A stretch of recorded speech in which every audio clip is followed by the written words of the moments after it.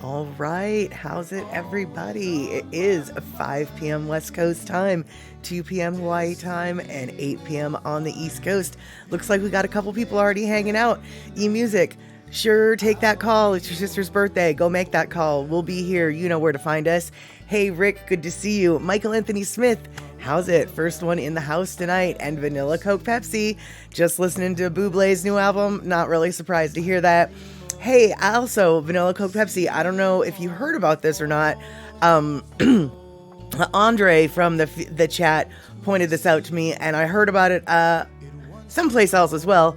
Apparently, Pepsi is coming out with a maple syrup flavored cola. So, I don't know if they're going to have that in Canada or if they're going to just have that in the United States, but very curious what you might think about what I would consider monstrosity that would be a maple syrup Pepsi. But hey, maybe it's good. I don't know if they've substituted the sweetener, regular sugar for maple syrup. I don't know if it's real maple syrup. I'm sure it's not. I don't know if it's flavoring. I don't know anything about it, but I'm very curious to hear your opinion about it if you ever do try it. So Andre, hey, just talking about you with the maple syrup Pepsi, and it looks like Darlene in the house as well. eMusic back after a very quick phone call, it sounds like. Good to know you're back, or maybe you'll have to go run and make that phone call again. So Vanilla Coke Pepsi, you didn't hear about that yet. So yeah, so like I said, I don't know if it's coming into Canada or if it's just a US thing, but if you see it, give it a shot, report back. I'm very curious about that. So, okay, Rick. Yeah, Rick's coming in. He saw that Pepsi made maple syrup thing. It's limited. Oh, it's a limited time promo. Okay. Seems like a weird. Well, I guess, okay, here. Wow, this is me not knowing what I'm talking about. For some reason, I associate maple flavor with the fall, when really, I guess I should associate it with the spring, right? Because that's when the maple sap runs, is in the spring. And when do you make maple syrup, y'all? Do you make it like in the spring, or do you collect the sap throughout the summer and then you boil it down in the fall? What's up with the maple syrup harvesting and stuff? Yeah, Darlene, I'm right there with you. I don't think I'd like that either. Like I said, I think it's sort of a monstrosity, but who knows? It might, I could eat my words. So let's see here. Shock, hey, you're here. You want the black maple syrup? Well, I'm going out on a limb and assuming that Pepsi is not making it with that. So, yeah, eMusic, you couldn't reach your sister. I had a feeling it was a very short phone call, sort of like that. Let's see here. So Vanilla Coke Pepsi, you do want to try it though, because it's two things you know about. It's Pepsi and maple syrup. So there you go. That is right up your alley. I definitely want you to report back if you do try it. Andre's coming in with the harsh toke of reality. You have to get into a contest to get this stuff. It's really rare and it's associated with IHOP. What? Oh, so all right, I'm gonna have to look into this later. So, all right then. Now I want it. And yeah, Vanilla Coke Pepsi, you think it's only in America because it's partnering up with an all-American company. No, that makes sense. I didn't know that it was I didn't know that the maple syrup Pepsi would be associated with IHOP. It makes sense when you say it like that, but it didn't occur to me. Okay, so eMusic, so you do make maple syrup now in the spring. Okay, so my brain really was wired backwards in regards to the timing of that. All right, which it makes sense. Like, as soon as I thought to myself, well, it's fall when they make it, and it's like, no, I don't think it is fall when they make it. I argue a lot with myself sometimes, so there you have it. Kenny from the Cove, good to see you here popping in. Right now we're just revisiting our maple syrup topic that we seem to cover at least, I don't know, once a month perhaps. Pepsi has a new maple syrup thing. We're not quite sure about it. So let's see here. So Vanilla Coke Pepsi. Well, in Canada, we mostly collect maple syrup year round. Well, no, you can't collect the maple syrup in the winter because the sap is too frozen to run, right? Oh, I don't know what I'm talking about. But anyway, but you associate it with the fall because of all the different colored maple leaves. So my association then with maple in the fall might have some emotionally based logic then, since you seem to share it too. Okay. Well, I mean, first off, I really take offense that IHOP, which in theory is supposed to be the International House of Pancakes, is considered such a flippin' flirpin' American company. International House of Pancakes is in their flippin' name. For goodness sake, can't you at least cross the border into Canada? I mean, that's where their maple syrup is. That's where their fake maple syrup flavoring is probably going to come from for the Pepsi Cola, right? Oh, you can collect sap in the winter? Okay, I'll take your word for it. I don't know if I believe you, but I'll take your word for it. Let's see here. You always wanted to go to a Waffle House, vanilla Coke. Yeah, I've never been. That's a very regional thing. But Waffle Houses, apparently are a real gauge of like where Waffle Houses are located. Waffle Houses are so notoriously open all the time that like if that Waffle House is closed, that is like something serious went down. Like you've got a level 5 tornado that went through it. You've got, a big old hurricane or whatever. Like, level 3 hurricane. Oh yeah, Waffle House is still open. It's only a level 3, but it's like, oh, things are getting serious. The Waffle House is closed. It must be like a level 4. Or I actually don't really know the levels, but you know what I'm saying? Like the Waffle House is if the Waffle House is closed, you know that it is serious. Whatever it is serious. So, yeah, let's see here. Okay, so Darlene is coming in with what I thought my correct knowledge was, which may or may not be true. And Darlene is saying it's spring when maple sapping of the trees is done and syrup is made. Pretty pricey up here for a small bottle. Yeah, for sure. Hey, Sobix1, how you doing? Welcome to the Chatterbox here at Chatter with Statter. I am Mad Statter, and now that you've said hello, you're part of the Chatterbox crew. Hope you can hang out. Right now, we're talking about maple syrup, and the Waffle Houses, because maple syrup and waffles kind of go together. That's sort of how the chat rolls. Let's see, let's see where else we go today. So let's see here. Yes, so fall has those colorful leaves. Right now, leaves are dead. It's snow.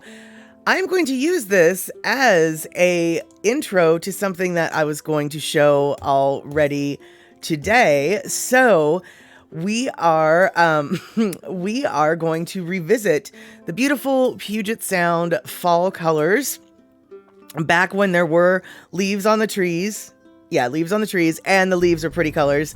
So we're starting here at the Duwamish River, which is basically sea level. We're going up Pigeon Point Crest, and we're going to be ending up on Longfellow Creek watershed down in the Delridge Valley.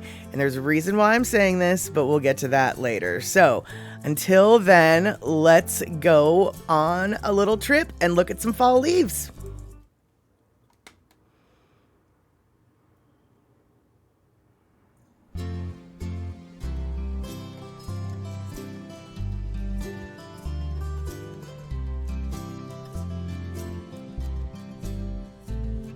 The snowflakes fall as winter calls, and time just seems to fly. Is it the loneliness in me that makes me want to cry? My heart is sad like a mourning dove that's lost his mate in flight. Hear the cooing of his lonely heart to the stillness of the night. Whispering pines, tell me, is it so? Whispering pines, you're the one who knows, darling, she's gone, oh, need your sympathy. Whispering pine, send my baby back to me. See that squirrel up in the tree, his mate there on the ground. Hear their barking call of love, of the happiness they found. Is my love still my love? Oh, this I gotta know. Send a message by the wind, because I love her so. Whispering pines, whispering pines, tell me, is it so? Whispering pines, whispering pines, you're the one who knows. Darling, she's gone, oh, she's gone, and I need your sympathy. Whispering pines, send my baby back to me. Whispering pines, send my baby back to me.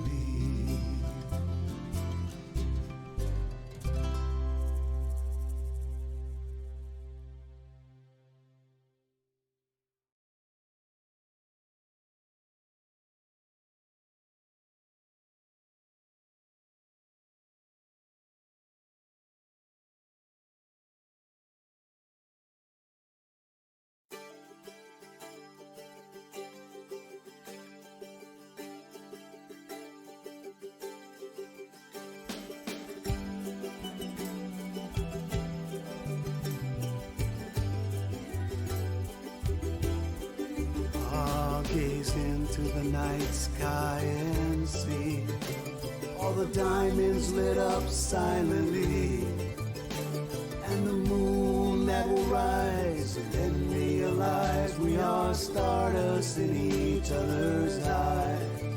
We're all made up of all the universe has known.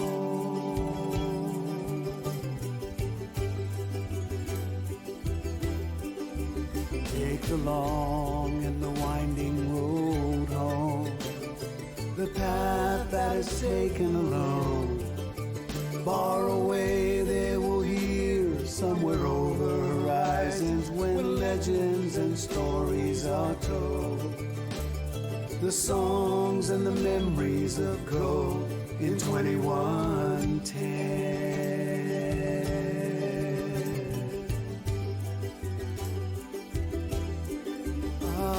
We all need some place to stay as the days and the night fade away, and the years go by oh so fast, and change is a constant reminder we are the same.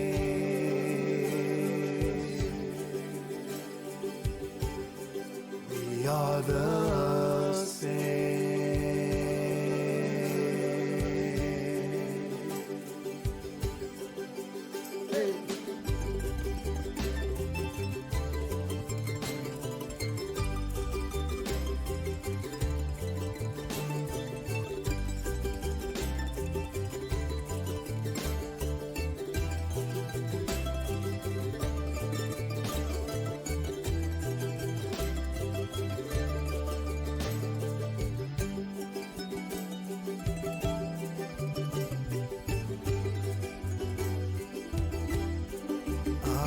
It's okay if we treat each other well. It's okay if we had a bad day. It's okay if we sing out, play ukulele. Maybe that's what we needed to hear. Maybe that's why the people are here. Hear a sweet song.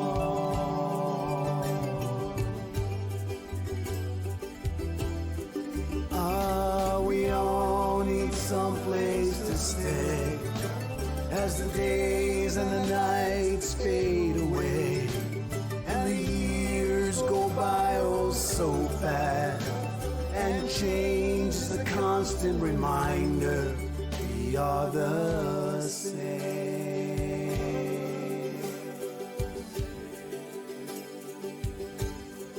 We are the same.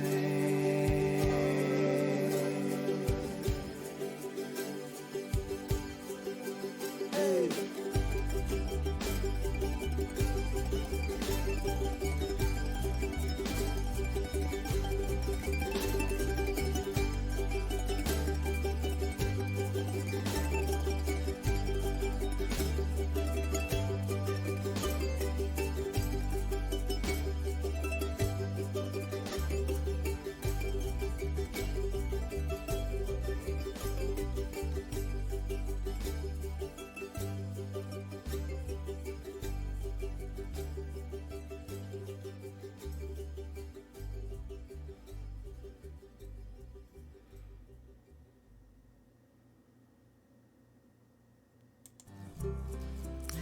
All right, there we have it. So that was the fall color spectacular, and that brought us to Longfellow Creek, which Longfellow Creek is someplace that I talk about quite often on this show, on this stream, and traditionally it was known as a smelt creek, I found out recently.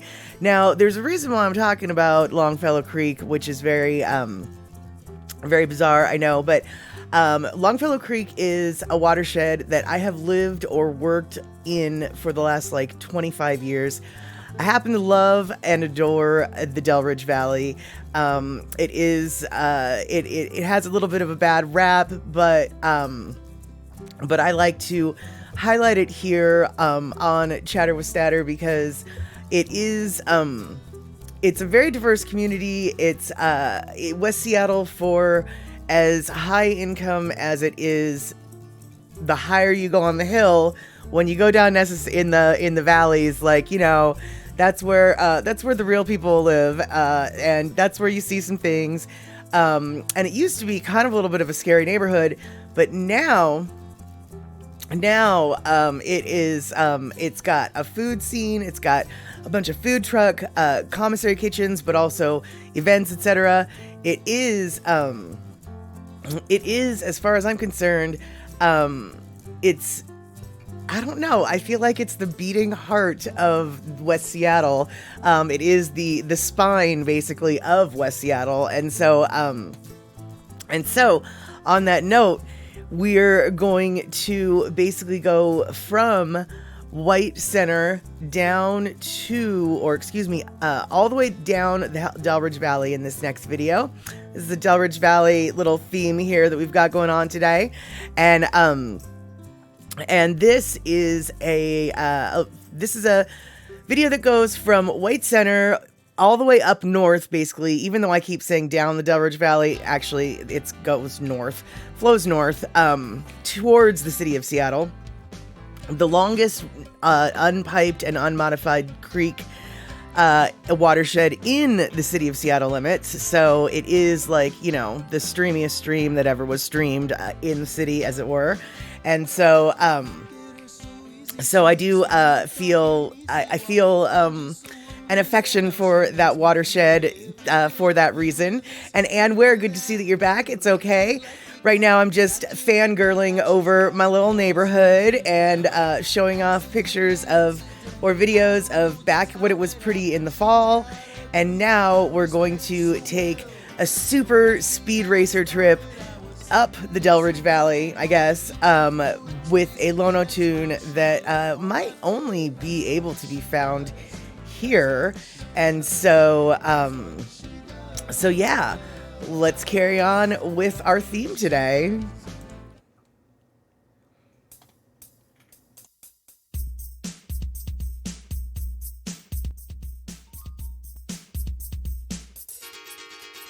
I said things are getting better. Well, things are getting better. Yeah, yeah. I said things are getting better. Yeah, yeah. Well, I said things are getting better. Yeah, yeah. Oh, things are getting better since I left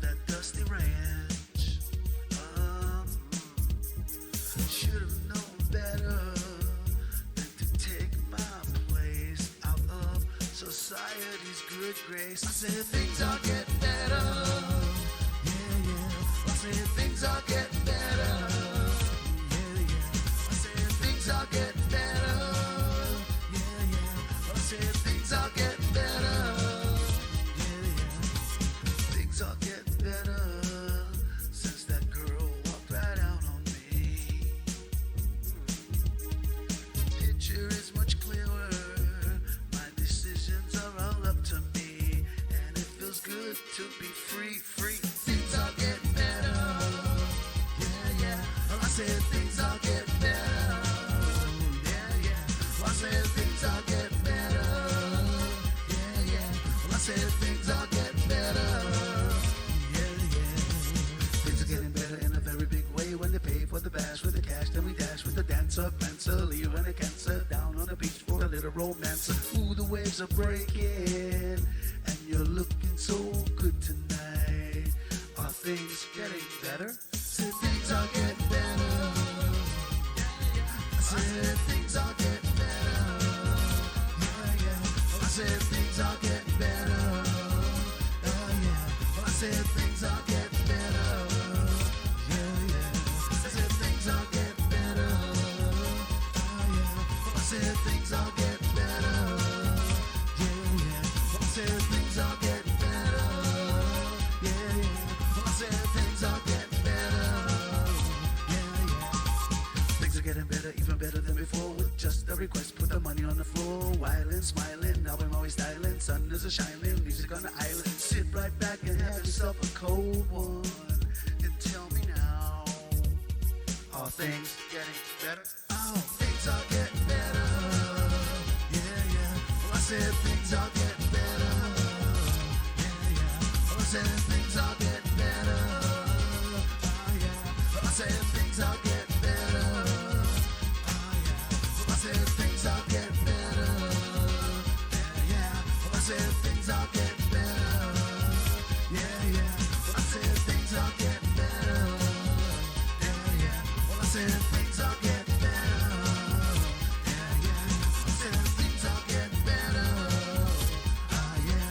Well, I said things are getting better. Yeah, yeah. Well, I said things are getting better.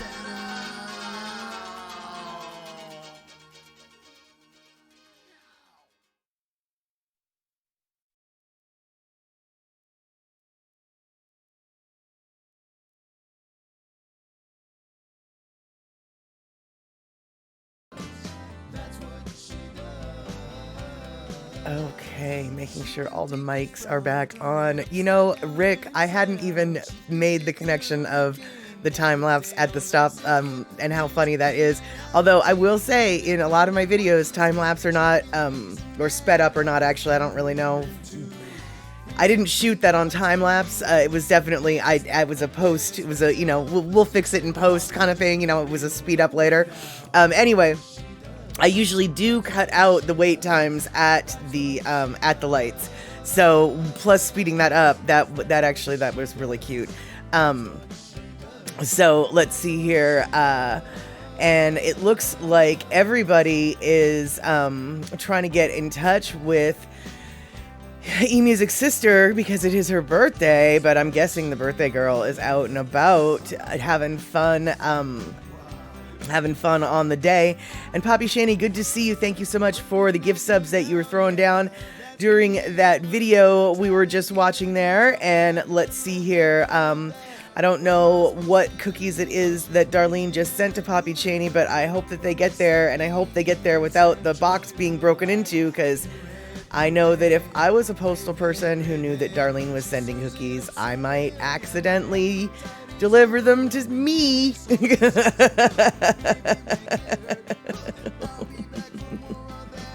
So let's see here. Oh no, I don't know what the T word, Kenny from the Cove, was that I accidentally said to awaken your sleeping giant, but just you wait, because all of this talk about the Delridge Valley, there is actually a culmination to this whole logic. There's a story that will be told.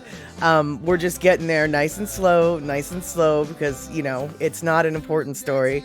It's just a tale of the people that the people that live in this very beautiful area, and there will be food involved. So yeah, let's see here.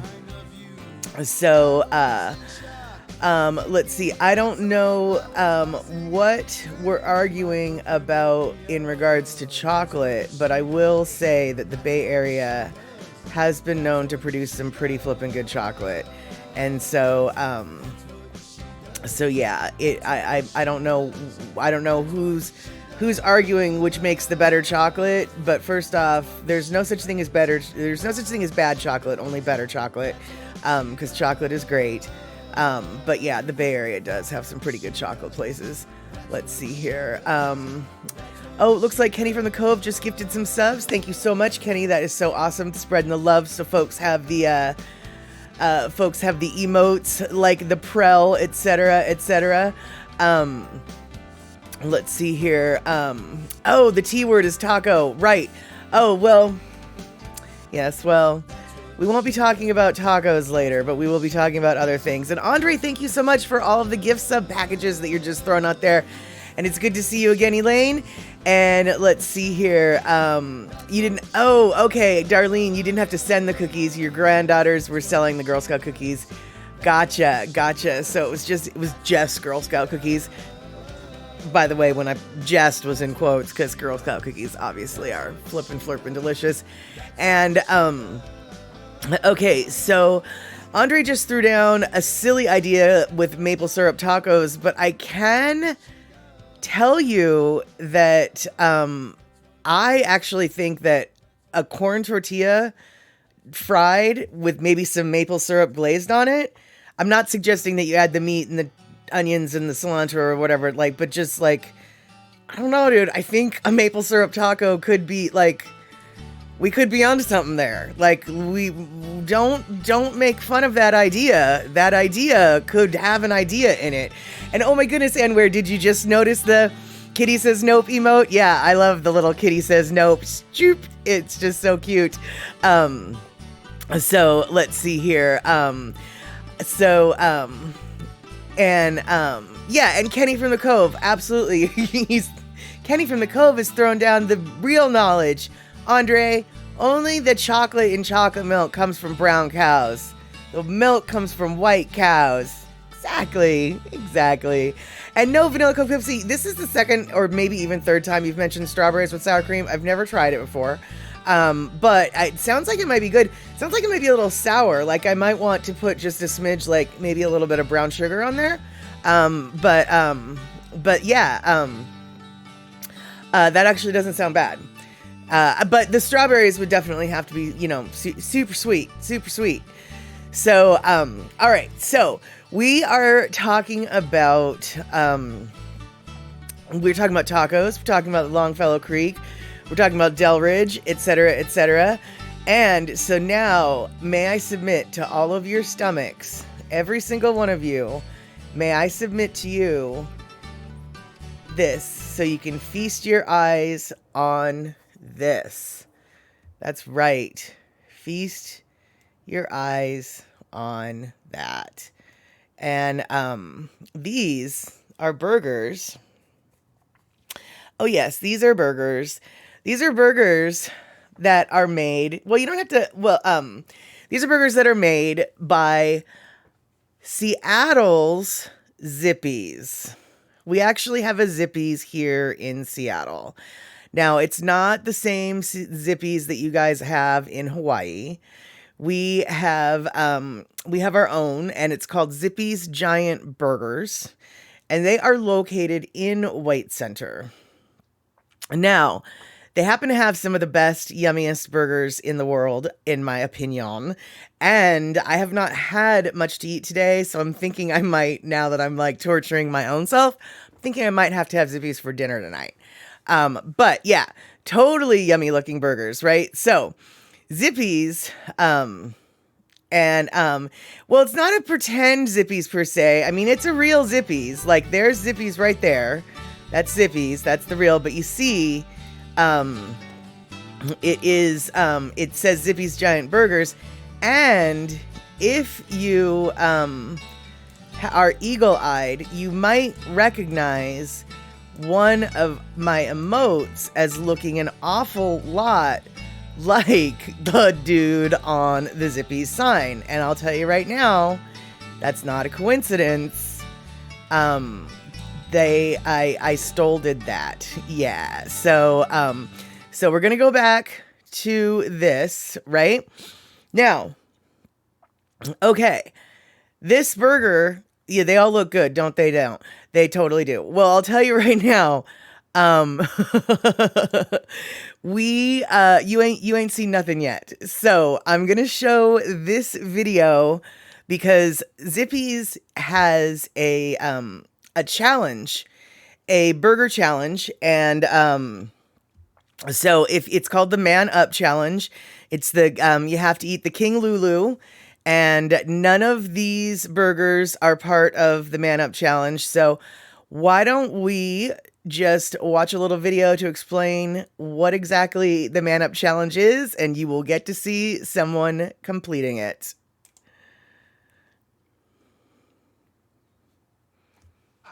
4, 3, 2, 1, eat! Go!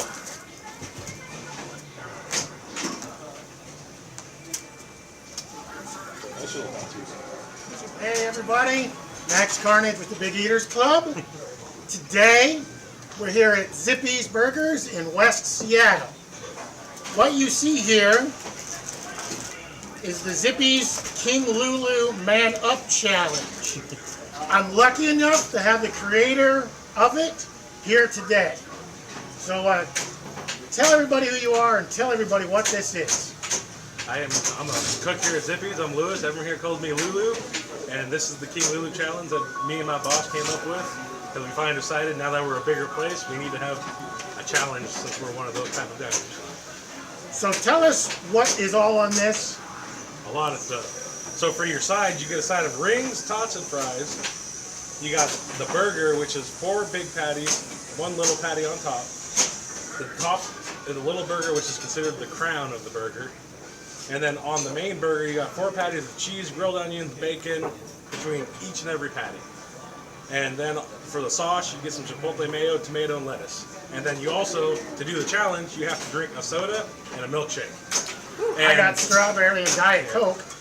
Got Diet Coke because you already know. And this is a time challenge in which that I set the original time, which was 24 minutes, 17 seconds. Now, it has been beaten down to 8 minutes and I believe 25 seconds. So 8 minutes, 25 seconds, and what do I get if I beat that time? You get your name and picture up on the wall of fame, you get yourself a free t-shirt, and a very full stomach. What do you think all this weighs in combined?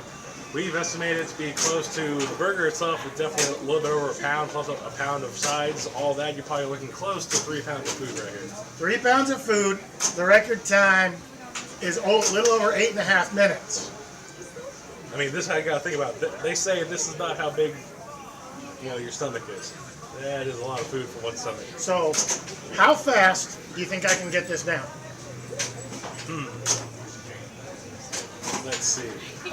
I don't know if you'll beat the time, but I think you'll definitely get below 10 minutes. All right. Well, thank you, Lewis. Thank you. And if you want to hang out and watch, I will.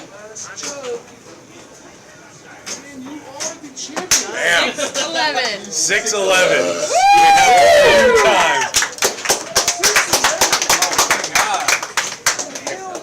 I can't even eat a regular burger.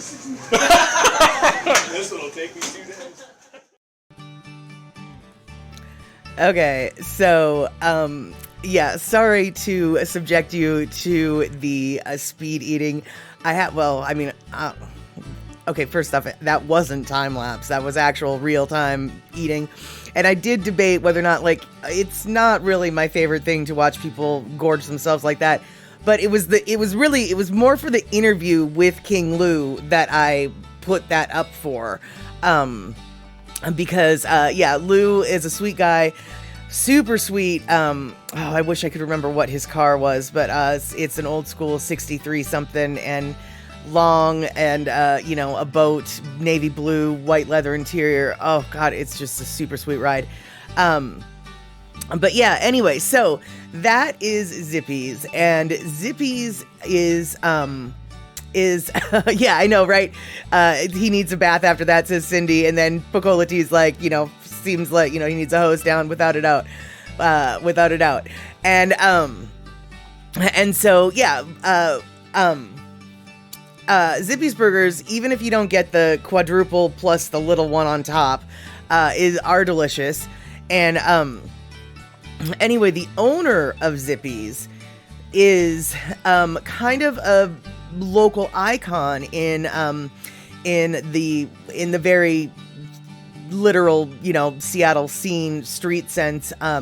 He was his name is Blaine Cook, and he used to be known as Zippy. And Blaine actually has played in a lot of Seattle bands, from the Farts to 10-Minute Warning to The Accused. Now, for most folks, you're just like, who are these people? Why would you even care? What are we talking about here? Well, what I'm talking about is 10-Minute Warning is a band that had some future, a very famous future person by the name of Duff McKagan. And you may have heard of Duff McKagan from a band called, Guns N' Roses. So yeah, and 10-Minute Warning, kind of a famous Seattle band, but even more famous than 10-Minute Warning was this band called The Accused. And so, and yes, Zippy was a fart in the Farts. You are correct. Actually, he was. Bacola T, I know that you're making a joke, but actually no, his name was Blaine Fart, like in the band. He didn't go by Zippy Fart, but he actually, his last name, like, in the old punk rock style, his last name was sort of the, like Joey Ramone, Dee Dee Ramone with the Ramones. Well, the Farts, similar stuff. So, Blaine is the lead singer for 10-Minute Warning, for The Accused, for this. Blaine is this, he's the front man here, right? So he's this like crazy dude. He's the guy on the far left here. He seems like this crazy miscreant dude, right? Dude, he is the nicest flipping guy. First off, before he owned Zippy's, he actually, here, hold on, I gotta get, there we go. Before he owned Zippy's, he was a kindergarten school teacher, right? So, I mean, he, totally mellow day job, right? And then he has this rockstar alter ego. And talk about rockstar alter ego. One, I don't remember, I guess it was an Accused show. It doesn't really matter. It was an Accused show in Seattle many years ago. And I was talking to Blaine. Now, Blaine, this is all coming full circle here, people. Blaine lives in the Delridge Valley. The Longfellow Creek runs through his backyard. So, Blaine and I were sitting talking about the Longfellow Creek watershed. So we're literally, let me set the scene. We're at a rock club. We're at the bar. We're at The Accused show. By the way, The Accused isn't really my cup of tea. I don't necessarily recommend you go. I mean, you can go Google them, but you're going to be like, really? It's like, yeah, really. But anyway, so Blaine and I are talking at the bar about the Longfellow Creek watershed and the restoration project that's going on in this park and blah, blah, blah, blah, blah. And it's a very in-depth and ecological conversation, right? And he's like, and then just the other morning, he's like, I got to watch a blue heron take a salmon that was spawning and, from my backyard in the creek, blah, blah, blah. So he's going off waxing poetic on the beautiful nature in his backyard. This dude comes up to him, taps him on the shoulder, and says, dude, I saw you at the Hollywood Palladium back in '89.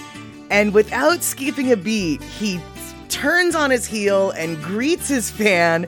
Oh, dude, I remember that show, blah, blah, blah. I mean, he went from teacher mode to rock star mode, literally with the spin of his bar stool.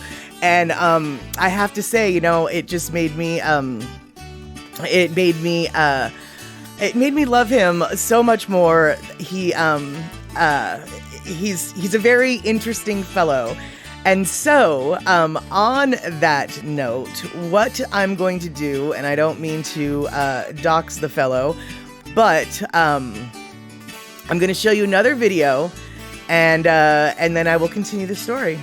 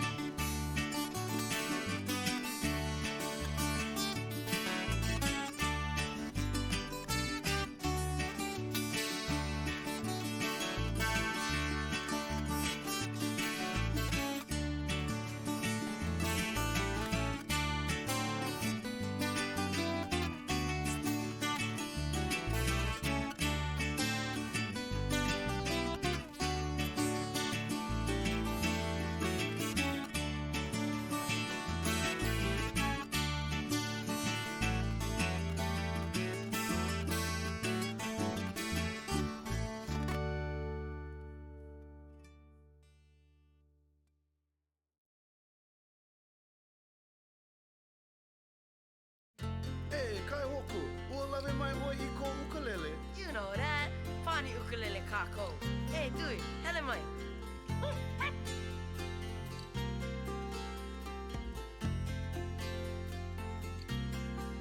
I got my one pair of slippers and my dog that bites.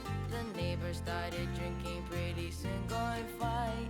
I play my ukulele and that's alright with me.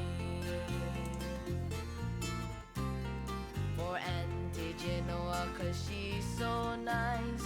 She plays Hawaiian music and sings all night. I play my ukulele and that's alright with me. Pani ako. Ai, pani.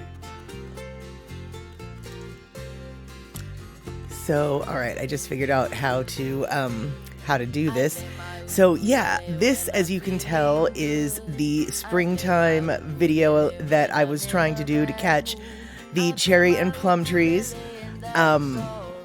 Since I did the little cherry and plum tree extravaganza last stream, I have since been able to be a lot better at identifying from my car which one is the cherry and which one is the plum. And as it turns out, my neighborhood actually has quite a few of the true life cherry trees. And forgive me for not saying it correctly, Sakura. C Honda commented on my YouTube video and she wanted me to pronounce it correctly, but I'm not so sure I know how to pronounce it correctly. So there you have it. So literally, we just crossed over the Longfellow Creek with that little bump as we're going through. And so at the end of this street, I will be turning left, right? Let's say I'll be turning left. And so if I had continued to go straight, we would be going and visiting where the Duke of Delridge, aka Zippy, aka Blaine Fart, aka Blaine Cook, where he lives, because the Longfellow Creek, which we're just crossing right now again, goes through his backyard. So basically what that video, all right, hold on, let's get back to stuff. So what those videos, when we had the Lono video, we went north on Delridge, and the creek was basically just to the west. And then this street that we went up, went back south. that is literally right where the creek is, because the creek runs along the backside of a golf course. And so the tree or the houses that we saw on one side of the street butted up against the golf course, and then the houses on the other side of the street were where the creek were basically going through. So, so there you have it. That is part of the continuing saga, and we will continue. But first off, okay, so Pokolati Sakura. All right, so I see how it's pronounced, sort of, but it's the emphasis. Like, I'm very unsure about which syllable to emphasize, so I'm gonna have to like go listen to it on the internet. You know how you can find out how to pronounce stuff. So yeah, and let's see here. So Andre, man, being from California, I think, man, there's no defendable space around this place. And then I remember, they get rain, so no danger for them. Oh, right, yeah. No, yeah, well, and especially that Delridge Valley is very moist. You know, it is quite literally the bottom of a watershed. It is the bottom of a valley. So yeah, and we do. And in fact, actually, the headlands for Woodland Creek are at a park called Rocks Hill Park, which there's a bog in Rocks Hill Park that is at least 10,000 years old. And so, and then the bog creates the Longfellow Creek, which, as I mentioned earlier, used to be known as Smelt Creek, or Smelt River, or Smelt, whatever. It used to be called the Smelt River. And so, hey, C Honda, how are you? I was attempting to say Sakura correctly, and I don't know if I did. So Sakura, that's why you did the triple R, Pokolati, because I need to try to roll the R. Okay, I still don't think I'm saying it right, but I'm trying. And so there you go. That's all I can say. And hey, Vanilla Coke Pepsi, you're back. You had to shower and shave your beard. Good for you. Good for you. So, okay, eMusic is telling Pokolati that she's right about rolling the R like in Spanish, but I don't know if I did that right. And Pokolati, you've heard that Rigfoot hangs out in the bog. There you have it. There you have it. And Andre asks, do we have bogmen and women in that bog? Madstatter, I don't know, but I can only assume that the reason why they can date that bog to 10,000 years is there must have been some kind of artifact or something that indicated that. But, you know, I don't actually know. I don't know, but that does, pardon me for being gross, but does remind me of this story. So there's this sort of this boggy system up on the north end of the city, and there's this series of ponds that they had always thought were separate, completely separate water entities. It didn't even occur to them that it would be a part of a larger water system. Why it didn't, I don't know, but it didn't. Anyway, somebody got lost in one of those ponds, died, couldn't find her, and then many, many months later, she ended up like in one of the bogs, pondy things, like miles away.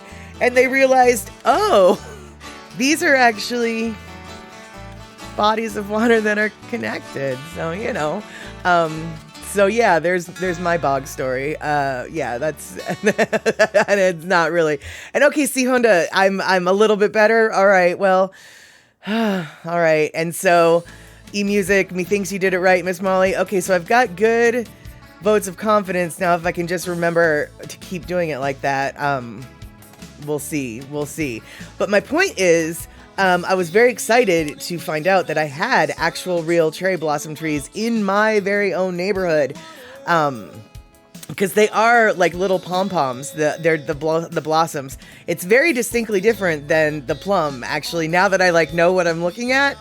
So I'm glad that I hope that you guys aren't offended that I like drug you down that rabbit hole last stream, but I learned something.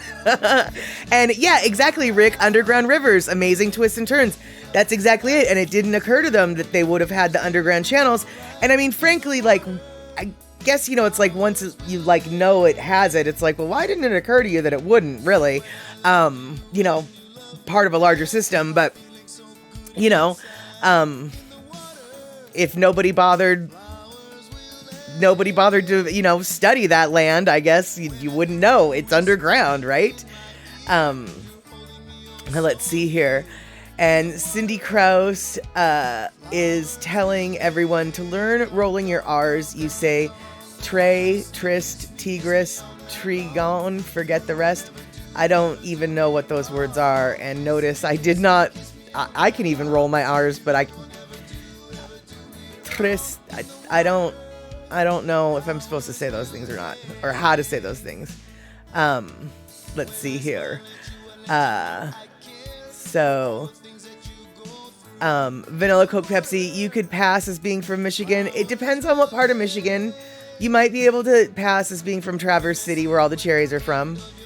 I'm not so, but as Andre points out, I don't know if you would pass for being from Detroit.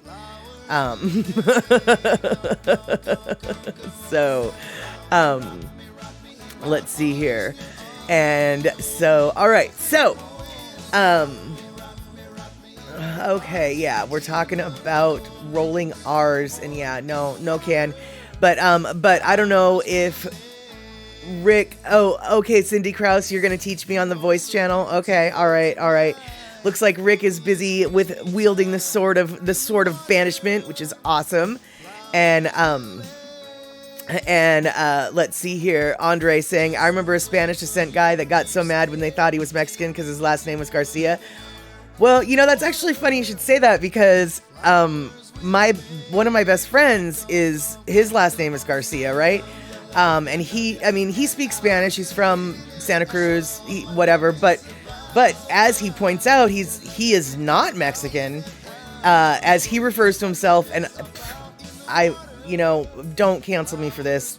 These are not my words. These are the words of my friend whose last name is Garcia. He says, I'm not a Mexican. I'm a white back. He's just like, I am of Spanish descent with no, like his lineage is from the stupid conquistadors. Nothing to do with anything. Like his people came to California and never left. He's not like he wishes he were. He was super bummed when he found he's like, what? I'm not really Hispanic. I'm just Spaniard. He was kind of pissed. But so when people, expect a lot of, Latin American culture coming out of him, he has to explain, no, dude, I'm not that kind of Garcia. So yeah, that he refers to himself as a white back because he's a Spaniard, not Hispanic. And he says that with self-disdain. Please don't cancel me. I know that's not a funny thing to joke about normally. He calls himself that, okay? All right, there we go. So let's see here.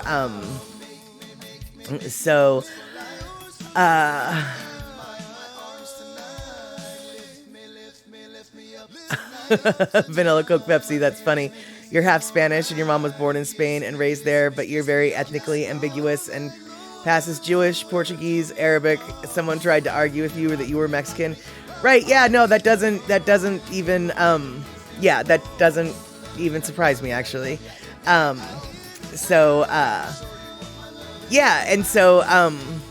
yeah, and Cindy Krause, right, okay, your grandmother is a Portuguese Garcia, right, well, Portugal, Spain, pretty much same peninsula. I mean, they're neighbors after all, so they do share some similar names, even if they don't necessarily pronounce them identically. But yeah,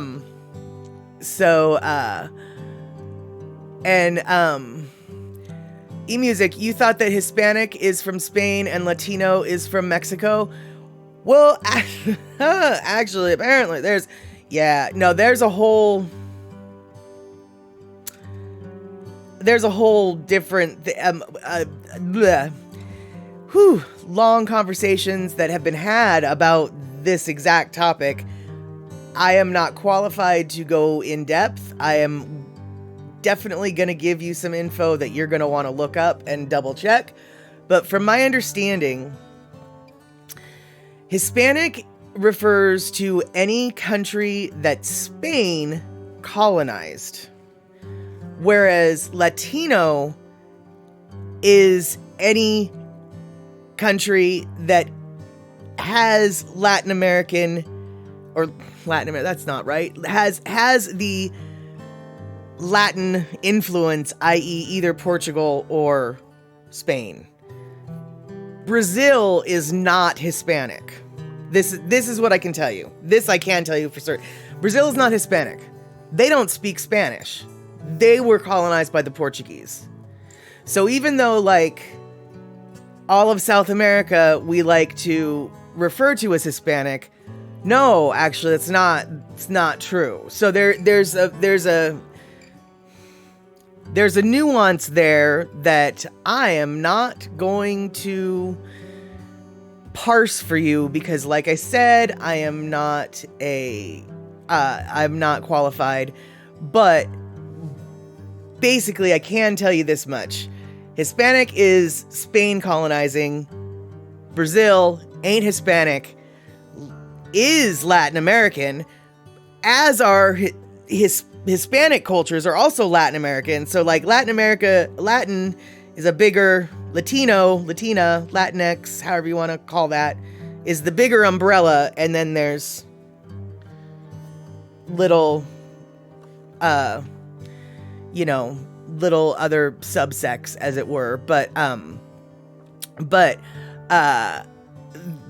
that's, it is. And where, putting it beautifully, it is a more complex set of identifying and ethnicities than this show can cover. Absolutely true. Not even, all I know is there is a difference. If you're interested in looking it up, there's volumes of work covering that topic. And so did not mean to get on a soapbox there at all. And Vanilla Coke Pepsi Spaniards can't identify as Hispanics on the Canadian census. Well, I don't know about in the United States census has so many different variations of Hispanic and Latino, which is, I think, part of where this discussion even came from back in the day, because like how is it that someone that was never conquered by Spain would be considered Hispanic? And that doesn't seem like a proper self-identifier when you get down to it.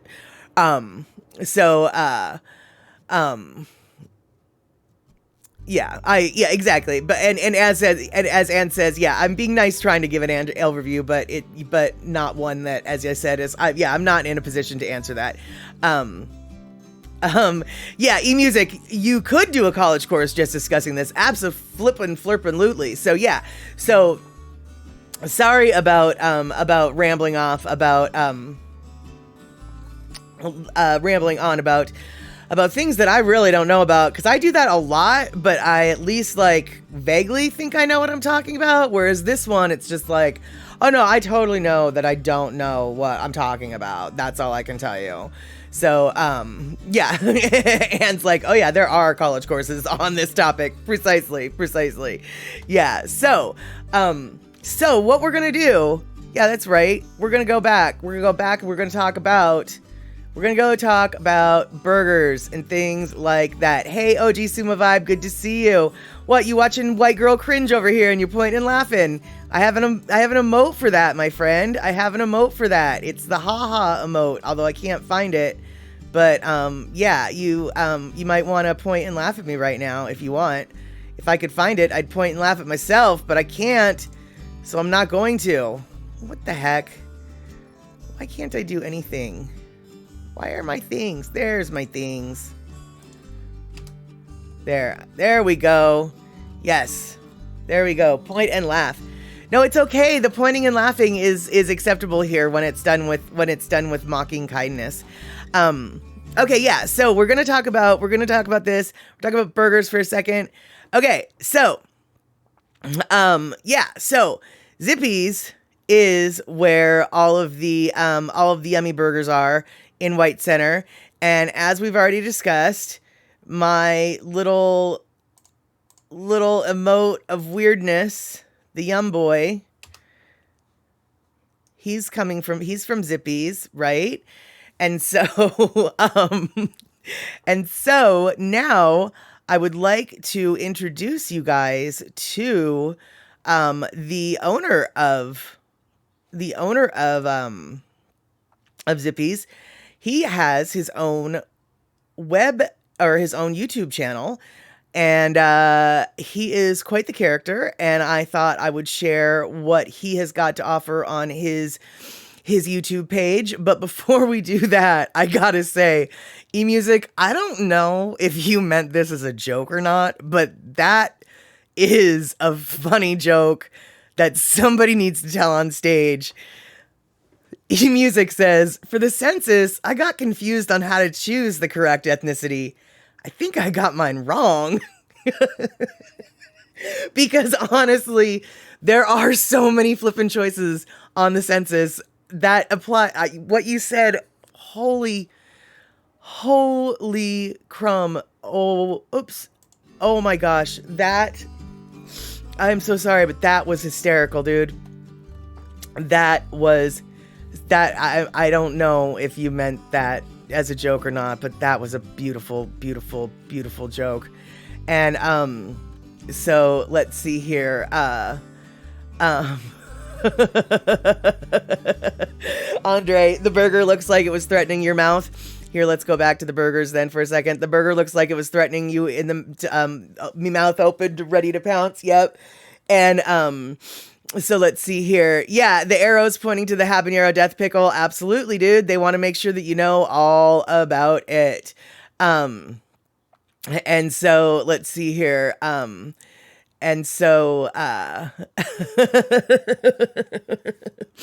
Okay, cool. So it looks like we've got someone named Donquavius Bingleton. And so how's it there, Donquavius? Good to see you here.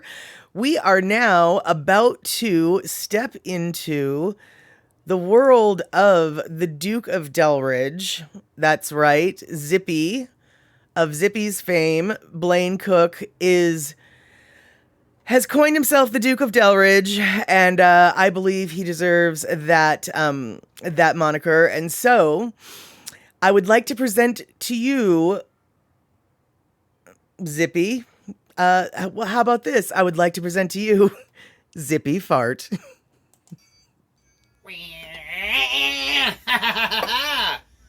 Come on in. Come on and join me. You know me. I'm the host of this video. I'm Lord Zippy Blaine, the Duke of the goddamn motherfucking Delridge. And you're here having cocktails at the Wicker Bar. Hildy the cat, she's come downstairs because she doesn't want to miss out on any of the action. This evening's cocktail that we're doing is called the Sir Walter. And this is out of Victor Bergeron, Trader Vic's Bartender's Guide from 1972 edition.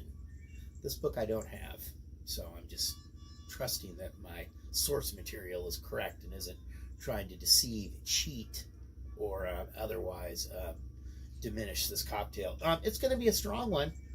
It is Friday here on the West Coast, here in beautiful Seattle. Not been very beautiful the past 2 weeks, but we're going to survive. If you haven't already taken a chance to like, subscribe, share this with your friends, I'd really appreciate it. I know a lot of you people like to drink cocktails. We're getting into the winter months, you know, things are kind of starting to tighten up a little bit. You're not going to be able to leave your house, so I've got the ideas here for you. I got the books. I've done the research. We're going to make the tasty ones. We're going to make a tasty one tonight. Sir Walter, we got our white rum. We have our cognac. And our Grand Marnier, I mean, right there, you know it's going to be a strong one. We have our grenadine, lemon juice, and some Angostura bitters. And we are going to make this happen right now. I've got some ice in here. The dome to my ice bucket is a little dusty. Here we go. We're going to start off with 2 1/4 ounce of our plantation rum here. Ooh, I'm a little gassy. I hope that doesn't translate. Oh, Jesus. Sweet Jesus. 2 1/4 of our cognac. And once again, you know, unless otherwise specified, you know, we're making cocktails for 2 people this evening. Occasionally, I'll do one for my lovely wife and camera person, and then I'll do something different for myself. But tonight, we're sharing. We're in harmony. We're together. We're feeling the synchronicity that married couples feel. You know, we read each other's thoughts. It was 5 o'clock, and Rael said, "Blaine, it's time for you to make a cocktail." And I came downstairs, down to the bar, and that's what I'm doing. Okay, 3/4 of an ounce of our Grand Marnier. Once again, this is what, you know, you throw that Grand Marnier in there. That is what makes this a truly regal, delicious cocktail. Let's get this going here so I don't have any bottle mishaps. We have 2 ounces of lemon juice.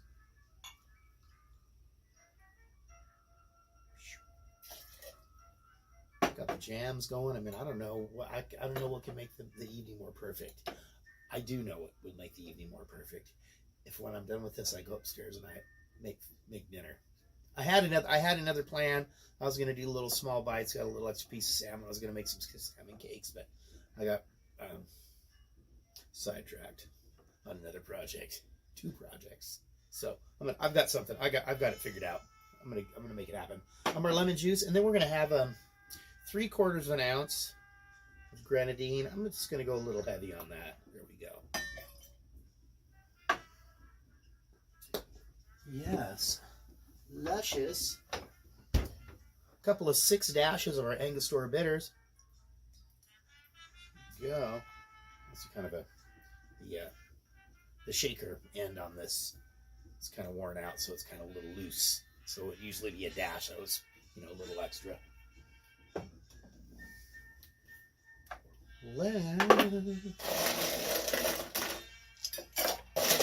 Right before you came down, they were playing The Candyman, as sung by Sammy Davis Jr. You know, he was kind of cheated. They really should have let him play the Candyman in the movie, but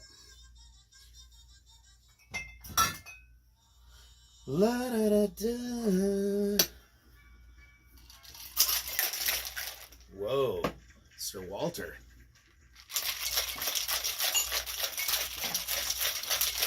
And I hope everybody else, if you're not enjoying the Sir Walter, after you watch this video or read my description, you know, you're going to get into something else, or not. Whatever's going to float your boat here on this 7th day of January.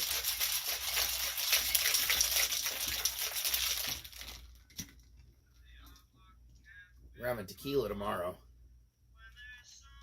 We have this nice jug.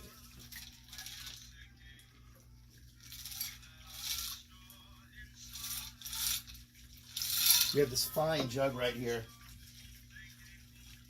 that was gifted to us by Stephen and Julie Holitz. We're going to get into that.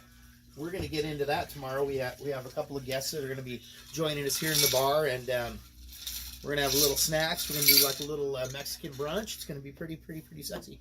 Rael, just don't try to jump the gun there. We have to follow script. Stay on script. The teleprompter. I got to get some other glasses. I bought these glasses. Too small for my head. I don't like them. Makes me look weird. It accentuates my my belly.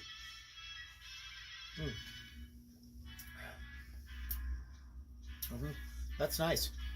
It really, I'm telling you, you get into these old cocktails, it's amazing what a little lemon juice and some grenadine will do to hide the taste of the alcohol.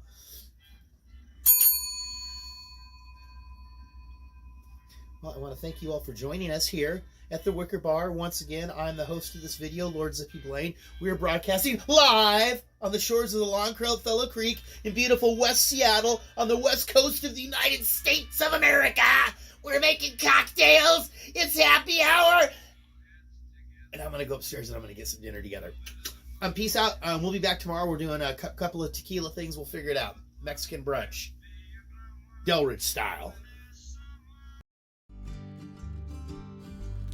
All right, so for those who came in late and were wondering, who the heck is this guy? What the heck is Zippy's?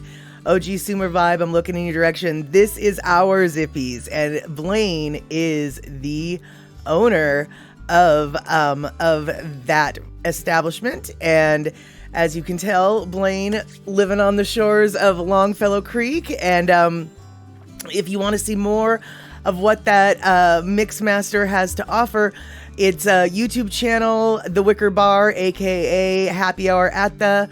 But I'm sure if you just like YouTube search The Wicker Bar, you'll probably be able to find it. He does cooking shows or cooking videos up in his kitchen, and then he does the bar stuff downstairs in his bar. And to bring the whole story even more full circle, his wife, who was the camera lady, who he refers to as Raelle, because Raelle is her name after all, she actually was one of the 3 founding members of the Rat City Rollergirls. And her roller derby name was Raise Hell. And let's see here if I can get, hold on. Things are not in their proper spaces. This is not what I wanted. Here we have it. Okay, that's what we got. All right, so this is Zippy's menu, and as you can see in the special burgers, we'll go back to that in a second. All right, this is Ray Hell in Rat City Rollergirls era 2006. This is Ray's Hell. That is her roller derby name and her roller derby profile on the Rat City Rollergirls website. This is Ray's Hell's Socket Wenches team that she played on. And here we go. This is what we're going to pause on. So on the special burgers, you can see we've got the number 11, the Great Dane, and then underneath that, it's the Raise Hell, which is some pepper relish, or Mama Lil's honkin' hot pepper relish, and a hot link, and some cheddar cheese. So Raise Hell is the wife of Zippy, and the roller rink that Rat City Rollergirls was founded at is actually just about 2 blocks from where Zippy's Giant Burgers is located. So that is the tale I have to tell about my little neighborhood this evening. We've gone from White Center and Delridge to Longfellow Creek, Rat City Rollergirls, Zippy's, and it all relates in some way or another. And so Andre says, okay, another place to go to when I finally get up to Seattle. I will tell you this very much. Pretty much everybody that I interact with in Seattle, I will take to Zippy's. And part of the reason why I will take them to Zippy's is because Zippy's is about 7 minutes from the airport. So there's no excuse not to go to Zippy's. If you can't catch it, going, when you landed, we can get you on the way back in or on the way back out. So yeah, Zippy's Giant Burgers, super delish. They've got more than burgers. They've got, they've got chicken sandwiches. They've got veggie burgers.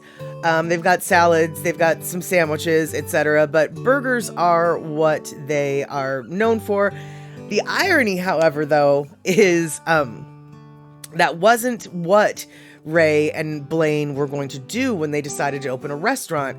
They decided to open a restaurant, and they were convinced that they were going to buy going to make a teriyaki restaurant.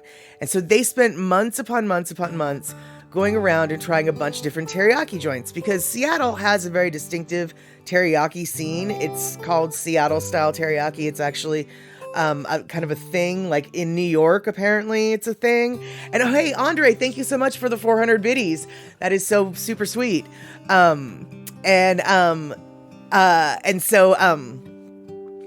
let me see. All right. So they were going to do a teriyaki place. So they were eating teriyaki all the time. And then finally their like 6-year-old daughter just looked at them one day and was just like, I am so tired of teriyaki. I just want a hamburger. And at that point they were just like, we're going to make burgers. And so that's what they decided to do instead. They had spent all this time and energy researching teriyaki and completely shifted gears to burgers just because their 7-year-old daughter Zira was just like, no more teriyaki chicken and rice. No more teriyaki chicken and rice. And so Rick, you don't even know. So Rick asks, are any of these local places next to your optometrist? If I'd have known you were going to ask that question, I would actually had something pulled up. In fact, I might have to talk about something later on next stream. Yes, there is literally right next door to my optometrist, there is a place in West Seattle called Easy Street Records. And Easy Street Records is a record store, but it's also a breakfast and lunch joint and a coffee shop. So you can literally buy Ticketmaster tickets there, buy used CDs there, buy some vinyl, buy used vinyl, buy new vinyl, whatever, and eat yourself a Reuben sandwich for lunch with a triple shot latte. And it is literally right next door to my optometrist, and it's a legit optometrist. But if we want to go to that same a different optometrist that's, the kind that Picola T and I like to go to, there's plenty on that block within walking distance as well. So yeah, and I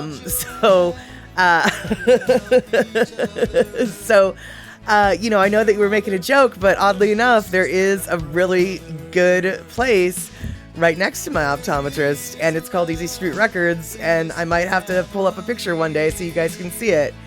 And Andre, you can get a layover, run over to White Center and get the burger and jump back on the plane. Actually, depending upon how long your layover was, you totally could do that. You really could do that. And so, Andre, you've heard so many fights over teriyaki, what is the true form, and all other types. It's interesting you should bring that up. That's actually what makes Seattle-style teriyaki, it's Seattle-style teriyaki, because for the most part, and I don't know the history of why this was, but a lot of the teriyaki joints that were started in Seattle were started by Korean people. And so they would be using a very different teriyaki sauce. It's a more gingery, it's a lot sweeter. And so it's Korean style teriyaki is kind of like what Seattle style teriyaki is about. And there are plenty of arguments like, well, that's not real teriyaki. True, that's true. It's not real teriyaki in the Japanese sense, but it's food evolves and it's as real as it gets, here. And, that's just how that works there. And so Terry, I didn't realize that you get royalties from all those teriyaki places. Gotta finance the bus somehow. That makes sense. That's so funny. So let's see here. Oh, Andre, thank you so much for the 300 biddies. That was good. And yeah, Rick, I actually had a feeling you were, you meant optometrist in air quotes, but, I couldn't resist. I mean, the irony is literally next door to where, I get my eyes checked is this super awesome, strangely local, it's an iconic record store. Because it's been around since forever. It's 2 stories. I mean, it's literally a record store that still exists, and it actually still sells, records and stuff. So just that in and of itself is somewhat unusual. And then, of course, it's got, you know, a cafe attached to it, which is sort of weird, but also awesome. And so, Andre, Koreans did that because they wanted to get back at the Japanese for occupying their country.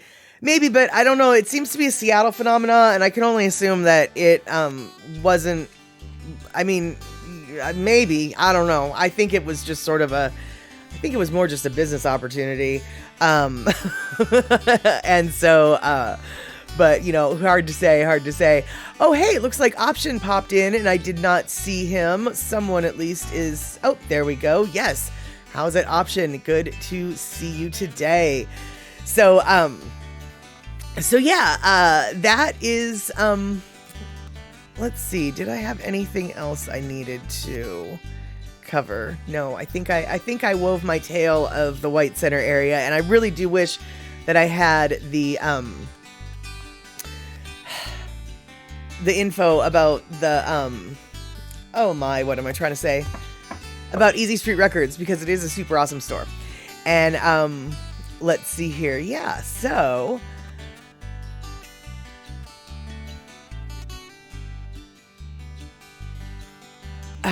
C Honda, you have a Mexican hole in the wall place right next to the gastroenterologist. Handy. Yeah, very perfect use of the Yum Boy. There you have it. Let's see. You know, I'm trying to think, like, now as far as like my optometrist that Rick was really referring to, you know, I don't really have an optometrist anymore because the optometrist that I used to go to closed during COVID, and the bar that has replaced it. So the optometrist, by the way, for those who aren't in the know, is sort of code for a bar. And the bar that replaced the bar that I used to go to seems a little hoity-toity to me. In fact, I think I've mentioned this bar before. It's the bar that is serving the Minnesota hot dish. Yeah, I know, we're talking about this again. The tater tot casserole, you guys. Tater tot casserole. They're selling it for like $18 a serving. And I'm just like, really? You want me to pay $18 for tater tot casserole? I don't know, dude. I can make a whole pan of tater tot casserole for $18. Right? I mean, yeah, exactly, Carl. Yeah, and where? What the heck? Precisely, yeah. So the optometrist that I used to go to was super chill and awesome, and you could get $3 beers there. And now the optometrist is asking for $18 a plate for tater tot casserole. And I just, and that is actually, you guys, you know how when we went on the tater tot casserole roll for a while, that was part of the inspiration for what made me want to look into it, because I saw that this bar was opening and I saw what their menu was going to be. And I was just like, what? And so then it was just because I had it in my mind, like what I thought tater tot casserole was. So then I took it to the Statterbox crew. We had the flippin' conversation over infinity streams about the tater tot casserole. And yeah, the numbers don't add up. The numbers don't add up. That's price gouging, I'm telling ya. And even if they are organic vegan tater tots, I think tater tots are vegan, aren't they? Well, anyway, even if they are organic, so flippin' what, right? Yeah,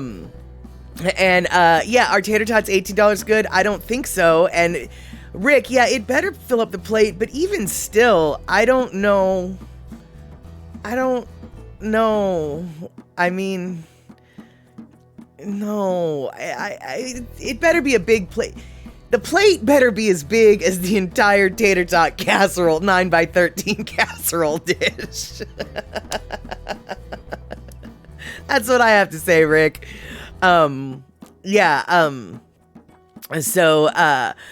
Yeah, see, Honda, you just refused to order only for the principle of it. There you go. Well, or here's the deal. I just refused to go there. And so the point, though, is I need to find... I need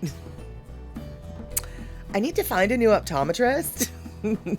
Because the optometrist that took over the old optometrist location, he's not my thing. Yeah.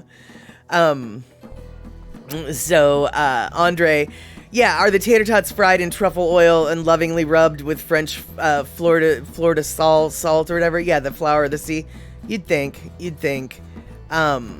Yeah, Darlene, yeah, exactly. Dude, Darlene, you and I are on the same page. Exactly. $18 is what I'm going to pay for. Okay, look, I'll even round it up to 20. If you're going to give me the whole 9x13 pre-made, pre-cooked casserole, I'll give you $20 for it, but that's my final offer. But seriously though, I think you could probably make 2 or 3 tater tot casseroles for $18 at home. Jeez Louise. So yeah, there you have it. All right, so yeah, Andre, you can tell from the words I use that we have way expensive food here.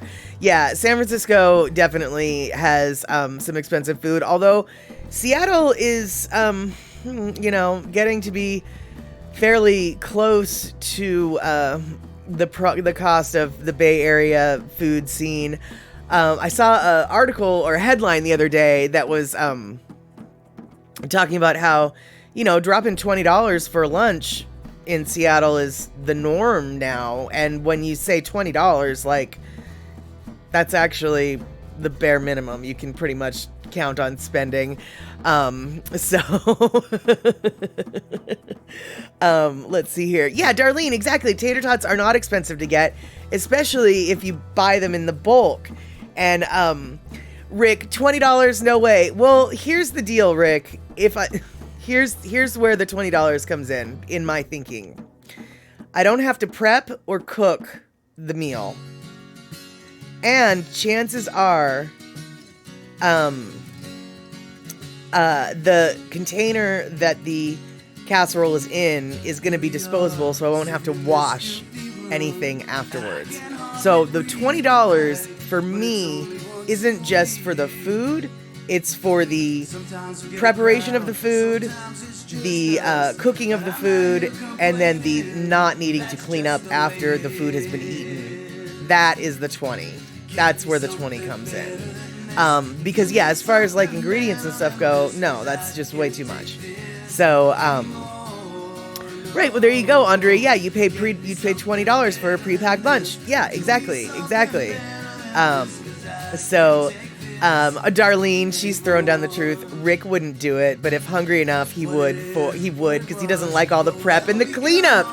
Exactly, that's what I'm talking about, dude.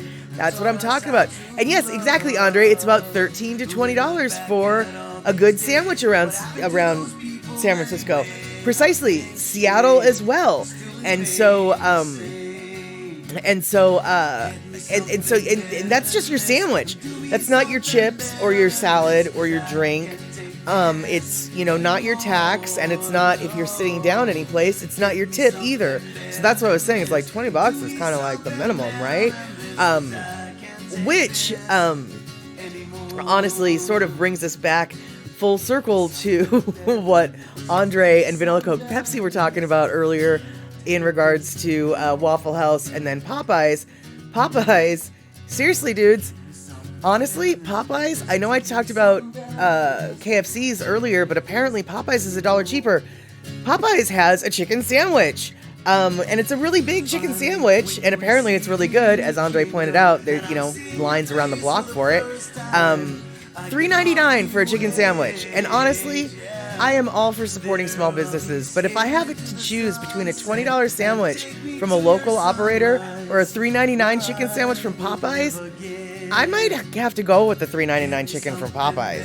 I mean, I only have so much money. I have only so much change in my pocket going jingle-ling-a-ling. And so options coming in, the best chicken sandwich is Popeyes. There you go. Yeah.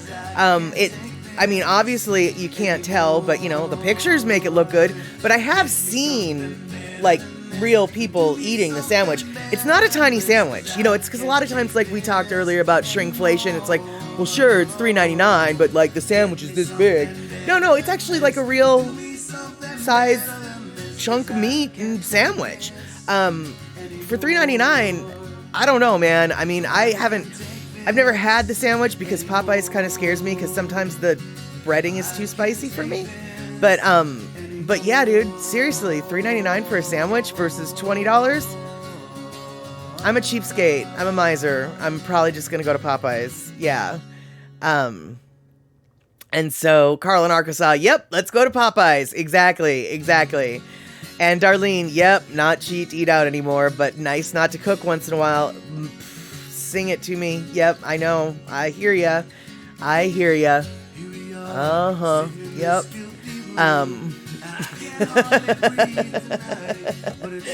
Option. I lost count over how many people I had to shank over at Popeyes. Nice. Yeah, when the chicken sandwiches at Popeyes came out, it was like a big deal. Let's see here. Terry in Scotland, when I was in the Zooms back in the 70s, you could get a whole boiled crab at Fisherman's Wharf for $3. Nice. And let's see here. Shock, it's true that your barbecue sandwich is good for 2 or 3 meals. Oh, see, well then, a $20 sandwich, if it's going to last you for 2 or 3 meals, that's good. And oh my goodness, Andre, you just paid $50 for a meal to be delivered to me. You got brisket plate and the barbecue meatball sandwich, which came to $33, but after tax and delivery, yeah, the city limit comes to $50. Yep, there you go. So Darlene and Cindy Krause are both saying that you don't have Popeyes around here, so never tried it. Yeah, I don't know. I have no idea about what's going on with Popeyes, obviously, in Wisconsin, but Popeyes is slowly moving to the West Coast. Now, Cindy, your town is tiny enough that you're probably not going to get one, but we recently did, like, Popeyes used to be few and far between in the Seattle area, and they're starting now to, like, get places and populate. White Center just got one maybe 5 years ago. No, White Center got one probably like right before the chicken sandwich came out is when White Center got theirs. So however long the chicken sandwich at Popeyes has been out is about as long as the one we've had in White Center. Not a long time. So I wouldn't be surprised, Cindy, if you start seeing more Popeyes around your area. But Darlene, I have no idea when Popeyes is going to get to your area, but I'll bet you they will, because they do seem to be expanding. I did hear that there is an Olive Garden in Hawaii now as well. I think they took over like the Bubba Gump Shrimp Company or something like that. And Andre, yeah, you have so many Popeyes around here, especially in the rougher hoods. Yeah, well, where they end up putting the Popeyes in our area too? Well, you know, they're in White Center. Yeah, that seems to be, if you see a Popeyes, well, you know. And let's see here. Shock. Oh no, it's not an Olive Garden. Yes, they've got them now in Hawaii. I actually don't really know why everybody's super stoked about the Olive Garden making its way to Hawaii, but I do remember when I was in Hawaii being super bummed at watching all these national commercials for things that we didn't have on the island. Like when I lived there was no Burger King, and I saw all sorts of Burger King commercials, and let me tell you, as a little kid, I wanted that crown. So I guess people are stoked or something. Yeah, I don't know.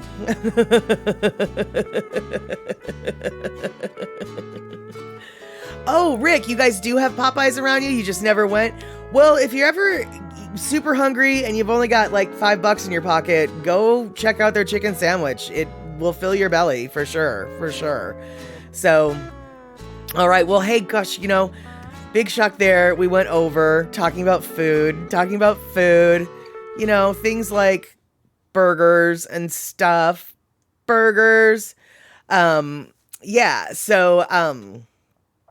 So it is, past the bottom of the hour, and I think it is time that we wrap it up. But before we wrap it up, I do want to say, Darlene, I'm right there with you. I'm not stoked about Olive Garden either. And Andre, you've never had Olive Garden in your life and never considered it. You've even got a gift card as a Christmas gift. And thank you for the 200 biddies, Andre. Yeah, I have a couple gift cards that are like that too. It's like, well, in an emergency, I guess, but like, I don't know. And then Carl in Arkansas, I've heard good things about Popeye's red beans and rice. I haven't tried them. When I first went to Popeye's, they had dirty rice, and that was super good. But now I don't see it on the menu anymore, and it's just the red beans. So I need to try that. And option, Olive Garden breadsticks are great, but the rest is just blah. Yeah, I mean, it's just mediocre. I don't know. It's just, meh. But yeah, the breadsticks are good. That is true. The breadsticks are good. So yeah, on that note, it looks like the Statterbox crew is like, meh for Olive Garden, but yeah, for the breadsticks. And, yeah, even though we didn't have a vote, that's our vote. We voted for it. There we go.